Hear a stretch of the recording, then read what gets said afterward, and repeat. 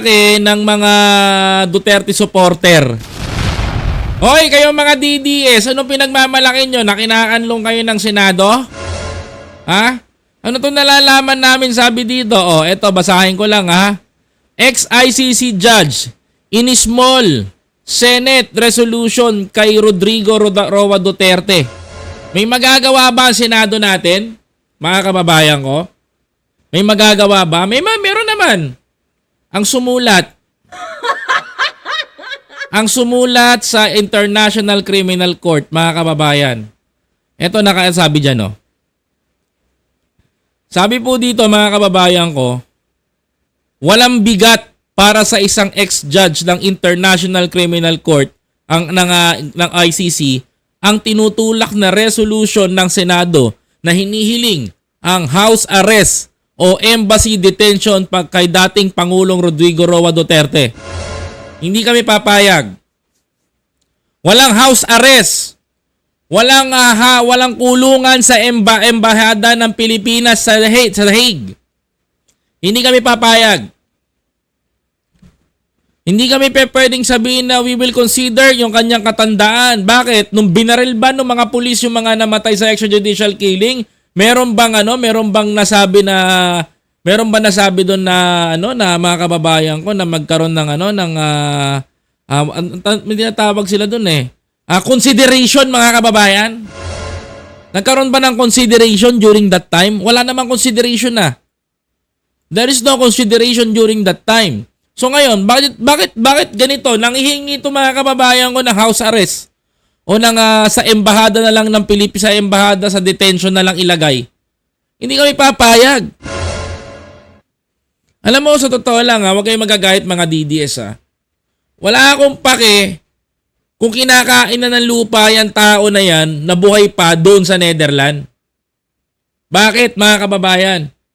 Kahit mamatay pa to si Digong, kulang pa po yung kabayaran ng kanyang mga ginawang kasalanan sa taong bayan. Diba? Ngayon lang, nagsasaper tayo. Mga kababayan ko, yung utang natin sa ibang bansa. Kaya nagkaroon tayo ng 20% tax sa ating mga tubo sa bangko kasi kailangan gawin. Tapos sasabihin ninyo, mga kababayan ko, napakabait na presidente nito. Ano ang ginawa nito? Ano ba mga yumaman, mga nakapaligid lang sa kanya? Tumaas ang presyo ng gasolina, tumaas ang presyo ng bigas, tumaas ang presyo noon ng sili, nagkandaletse-letse ang Pilipinas. Diba? Tapos pinakamasaklap, yung pinagpapatodas-todas pa nito, yung mga tao, yung mga kababayan natin. Saan tayo lulugar dito, mga kababayan ko? Papayag ba kayo? Mga kapatid, sige nga tanungin ko nga kayo. Tanungin ko nga kayo, papayag ba kayo, mga kababayan ko, na i-house arrest na lang siya, mga kapatid? Gusto ko po malaman sa inyo, mga kababayan ko. Kasi ako mga kababayan ko, tutulo ako. Hindi ako papayag, mga kababayan ko. Wala naman po kasing consideration yung pagkitil ng buhay noon sa mga taong namatay. Mga kababayan. Kaya nga po tawan-tawa ako, nagrarally yung mga DDS dyan sa Netherlands, nagpapapasag-pasag yung mga kamay sa maliit na kakapiranggot na stage, mga kababayan. At sinasabi nyo doon na palayain si Duterte at i-house arrest na lang, mga kababayan. Si De Lima nga, mga kababayan ko Diba? Parang parehas lang sila ng pinaglagyan. Si De Lima nasa Campo Crame, nasa isang kulungan lang. Tapos itong si Duterte na nasa Netherlands na ang sosi ng kulungan, mga kababayan ko, na nasa tabi niya na ang CR. Aba, mga kababayan, tapos gusto pa ipa-house arrest sa embassy? Mga kababayan ko, sa hiling nila, ano kayo? Swerte? Tama ka dyan, Koy. Sabi dito. Tama ka dyan, Koy. May house arrest pa siyang nalalaman. Nako, wag na, hindi na. Pagdusahan niya, ginawa niya. Sabi ni Ma'am Lenny Valmonte. Tama, pagdusahan. Kung yung mga tao dito sa bansa natin, yung mga Pilipino na nagkakasala sa maliit na bagay, Mga kababayan ko, nakukulong! Mga kababayan, yung pinaka-latest, mga kababayan ko, nang dahil sa gutom yung pamilya, nagnakaw ng isang sakong bigas. Dinampot ng pulis, kinulong. Eto, kumitil ng buhay.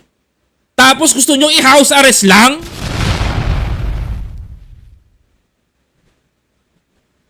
Asa ng hustisya? Alam mo, kayo mga DDS dyan sa Netherlands, you seek for justice for Duterte. Mga kababayan ko, humingi kayo ng hustisya dyan sa tatay ninyo. Pero hindi nyo ba nahingan ng hustisya yung mga tao na namatayan? Walang kasalanan si Digong. Walang kasalanan si Digong. Anong walang kasalanan? Tarantaduhan.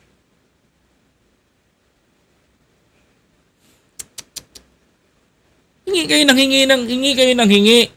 hustisya. Hingi kayo ng hustisya. Maawa kayo kay Duterte. Mga bobo. Yun ang gusto ko sabihin.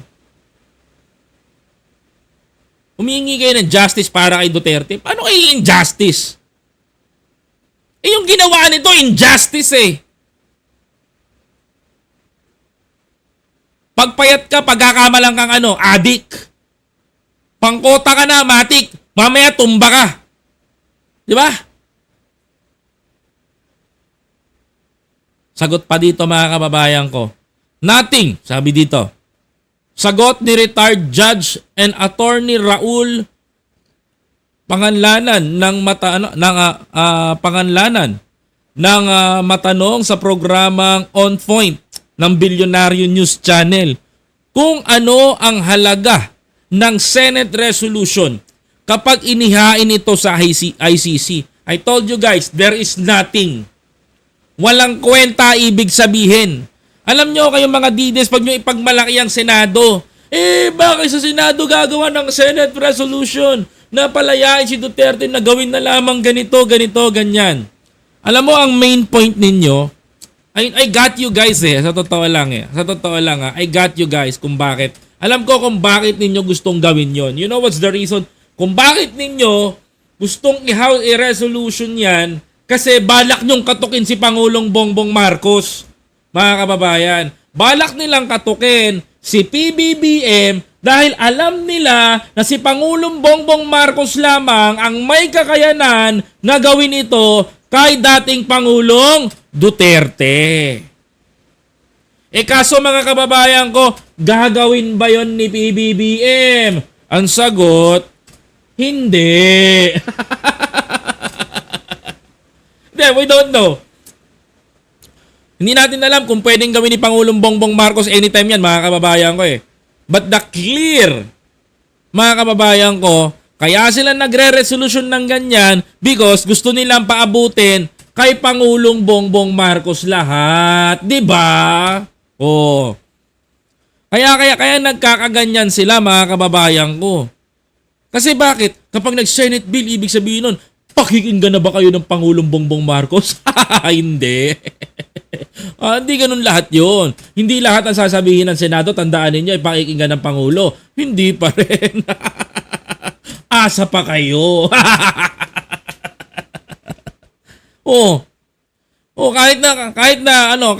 Kahit na magtawag pa kayo ng Poncio Pilato mga senador na kakampi ninyo, hindi kayo pakikinggan basta-basta ng Pangulo. Except kung napagbotohan nyo ng lahat yan. Nako. Di ba? Sabi dito ng kababayan na bakit pag mahirap pang ikunulong agad, pag ma-impluwensya pa, pag ma-impluwensya, gusto naka house arrest. No way. Sabi pa dito mga kababayan ko At in English niya lang Ito. Ang magiging batayan lamang ang aniya ng ICC kung papayagan ang interim release kay dating Pangulong Rodrigo Roa Duterte ng Rome Statute. Ito pa pinakamasakit, mga kababayan ko. Ito pinakamasakit. Alam naman natin the last time, mga kababayan ko, that the Vice President Buday is begging Australian government para doon manatili yung tatay niya, mga kababayan ko. But suddenly, mga kababayan ko, ang nangyari, the Australian government deny, mga kababayan, at ayaw. Di ba? Mga kababayan ko, ayaw. Ayaw ng Australia. Ngayon, mamumblema ang ICC kung saan ilalagay si Duterte. Dahil walang paglalagyan kay Digong, mga kababayan. Or baka mamaya, mga kababayan ko, may magic na mangyari. Malay nyo, maaprobahan niyang si dating Pangulong Duterte na ma-house arrest, si Bato naman ang ipalit, mga kababayan. Bring him home na ulit yon, mga kababayan ko. Bring him home. Sabi pa dito, sa tanong kung isa sa magiging batayan ng desisyon ng ICC ang lagay ng kalusugan ni Duterte. Sinabi ni Panganlanan na maaaring ikonsidera ito kapag pinayagan ng interim release. Ito yan. So, kaya pala, ang sabi ni Zimmerman, yung asawa ko na si Digong, budot balat na. Kaya pala pinakalat nila. Nang sabing ganon, yung tatay nila, butot balat na. Kasi nga sabi ni Zimmerman, sabi ni Zimmerman, no? Ano ba? Wait lang. Ayun, alam ko na. Sabi ni Zimmerman, hindi na kumakain si Duterte dito sa loob ng kulungan eh. Kasi wala na ng gana, ayaw niya kumain ng pagkain preso. Gusto niya fried chicken, hotdog, munggo, magkape. Tapos gusto ka bumatak siya eh.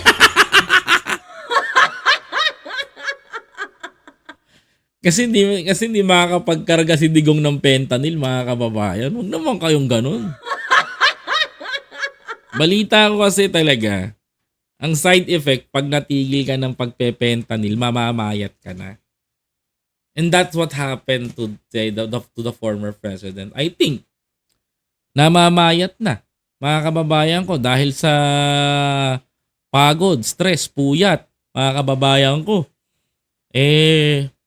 Hindi na makapag-fentanyl. 'Di ba, mga kababayan? Sabi pa dito. Tuloy natin, mga kababayan ko.